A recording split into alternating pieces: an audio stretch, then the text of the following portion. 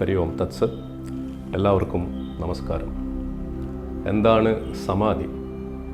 ഈയിടെ ഒരാളുടെ മരണവുമായി ബന്ധപ്പെട്ട് ഉണ്ടായ വിവാദങ്ങളിൽ നിന്ന് 99% മലയാളികൾക്കും സമാധി എന്താണെന്ന് അറിയില്ല എന്ന് മനസ്സിലായി. അതുകൊണ്ട് ഒരു സ്വാമിയുടെ മരണത്തിന് മുമ്പുള്ള സമാധിയും മരണത്തിന് ശേഷമുള്ള സമാധിയും എന്താണെന്ന് നമുക്ക് പരിശോധിക്കാം. ഭാരതത്തിൻ്റെ ആത്മീയ പാരമ്പര്യമനുസരിച്ച് ഒരു ശിഷ്യൻ തൻ്റെ ഗുരുവിൽ നിന്ന് ഗുരുവിദ്യ സ്വീകരിച്ച് വർഷങ്ങളോളം ഭക്തിയോടെ നിഷ്ഠയോടെ അഭ്യാസം ചെയ്ത് തൻ്റെ പ്രാണവായുവിനെ സുഷുമ്നയിലൂടെ സഹസ്രാരത്തിലെത്തിച്ച് ഏകാഗ്രമായി ധ്യാനത്തിലൂടെ ഈശ്വരനുമായി ഐക്യം പ്രാപിക്കുന്നതിനെയാണ് സമാധി എന്ന് പറയുന്നത്. അത് എങ്ങനെയാണെന്ന് വിശദീകരിച്ചാൽ, അഗ്നിയിൽ സ്ഫുടം ചെയ്ത സ്വർണം പോലെ ധ്യാനത്തിലൂടെ ഊതി ജ്വലിപ്പിച്ച തീക്കനൽ പരമാനന്ദ അഗ്നിജ്വാലയായി താനും ഈശ്വരനും ഒന്നാണെന്ന സത്യം അറിയുന്ന, അല്ലെങ്കിൽ ഈ പ്രപഞ്ച സാഗരവും നക്ഷത്രങ്ങളും ഗ്രഹങ്ങളും ഭൂമിയും ഖര ദ്രാവക വാതക ഭേദങ്ങളില്ലാതെ സകല ചരാചരങ്ങളുടെയും ഭൂത വർത്തമാന ഭാവി കാലങ്ങളെ കണ്ട് സകലത്തിലും ഓംകാര ധ്വനി കേട്ട് ബൃഹത്തായ ബ്രഹ്മത്തിൽ ലയിക്കുന്ന അനുഭൂതി വിശേഷതയാണ് ചുരുക്കത്തിൽ സമാധി എന്ന് പറയുന്നത്. മരണം എന്ന ഒറ്റ കാരണം കൊണ്ട് മരണശേഷം ആരും ദിവ്യന്മാരായി തീരുന്നില്ല. മറിച്ച് ജീവിച്ചിരിക്കുമ്പോൾ തന്നെ ഒരു സ്വാമി ധ്യാനത്തിലൂടെ ആവശ്യാനുസരണം തൻ്റെ ആത്മാവിനെ വിശാലമായ പരമാത്മാവിൽ ലയിപ്പിച്ച് പ്രപഞ്ച രഹസ്യത്തെ മനസ്സിലാക്കി ആത്മീയ ആനന്ദം അറിഞ്ഞ് തിരികെ ശരീരത്തിനുള്ളിൽ ചുരുങ്ങി ബ്രഹ്മസ്ഥിതിയിൽ ഇരിക്കുവാനും കഴിവുള്ളവരായിരിക്കണം യോഗികളും സന്യാസിമാരും.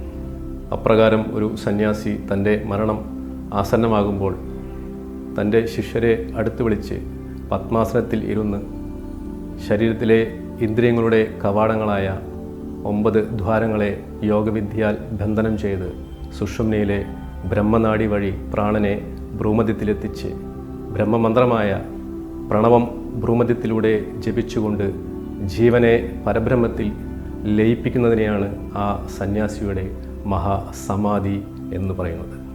ഇത്തരത്തിലുള്ള ഒരു പുണ്യജീവിതം ഉണ്ടാകുവാൻ ഒരു ഭക്തനോ ഭക്തയോ തങ്ങളുടെ സദ്ഗുരുവിൻ്റെ തൃപ്പാദങ്ങളിൽ ശിരസ് നമിച്ചു നേടിയ പുണ്യമോ അനുഗ്രഹമോ ഉണ്ടാകണം, അല്ലെങ്കിൽ സാധ്യമല്ല. അങ്ങനെ മഹാസമാധിയായ ഒരു സന്യാസി മരണത്തിന് മുമ്പ് തൻ്റെ ഭൗതിക ശരീരം എവിടെ അടക്കം ചെയ്യണമെന്ന് തൻ്റെ ശിഷ്യരോട് പറഞ്ഞതിന് പ്രകാരം ആ പർട്ടിക്കുലർ സ്ഥലത്ത് ആ സന്യാസിയുടെ ഭൗതിക ശരീരം അടക്കം ചെയ്യുന്നതിനെയാണ് ഭൗതികമായ സമാധിയിരുത്തൽ എന്ന് പറയുന്നത്. കാരണം ഒരു സ്വാമി സന്യാസം സ്വീകരിക്കുമ്പോൾ അദ്ദേഹത്തിൻ്റെ കർമ്മങ്ങൾ ജ്ഞാനാഗ്നിയിൽ ദഹിപ്പിച്ചു എന്നാണ് സങ്കല്പം. പിന്നീട് അദ്ദേഹം മരിക്കുമ്പോൾ അദ്ദേഹത്തിൻ്റെ ശരീരം ദഹിപ്പിക്കുവാൻ പാടുള്ളതല്ല. എന്നാൽ ഗൃഹസ്ഥാശ്രമികൾ മരിച്ചാൽ അവരുടെ ശരീരം ദഹിപ്പിക്കണം എന്നാണ് ഹിന്ദു ശവസംസ്കാര സംബന്ധമായ ആചാരങ്ങൾ പറയുന്നത്.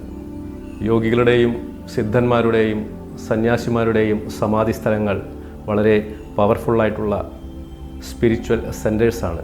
കാരണം മരണശേഷം അവർ ദേവന്മാരായിത്തീരുന്നു. നമ്മുടെ വേദഗ്രന്ഥങ്ങൾ ഇപ്രകാരം പറയുന്നു: മനുഷ്യജന്മം സ്വീകരിച്ചാലേ ദേവന്മാരാകാൻ സാധിക്കുകയുള്ളൂ. അങ്ങനെ ദേവന്മാരായിത്തീരുന്ന അവർ സൂക്ഷ്മലോകങ്ങളിലെ സ്വർഗങ്ങളിൽ ഈശ്വരനുമായി വിഹരിക്കുമ്പോഴും തങ്ങളുടെ ഭൂമിയിലെ സമാധി സ്ഥലങ്ങളിൽ സന്ദർശിക്കുന്ന ഭക്തജനങ്ങളെ ഈശ്വരനിലേക്ക് നയിക്കുന്ന അതിശക്തമായ ആത്മീയ സ്പന്ദനങ്ങൾ നൽകി അനുഗ്രഹിച്ചുകൊണ്ടേയിരിക്കുന്നു. ഭൂമിയുള്ള കാലത്തോളം ഇത്തരം സിദ്ധ സമാധി സ്ഥലങ്ങൾ സന്ദർശിക്കുന്ന ഭക്തജനങ്ങൾക്ക് ശാന്തിയും സമാധാനവും ആത്മീയവും ഭൗതികവുമായിട്ടുള്ള അനുഗ്രഹങ്ങളും അവർ നൽകിക്കൊണ്ടേയിരിക്കുന്നു.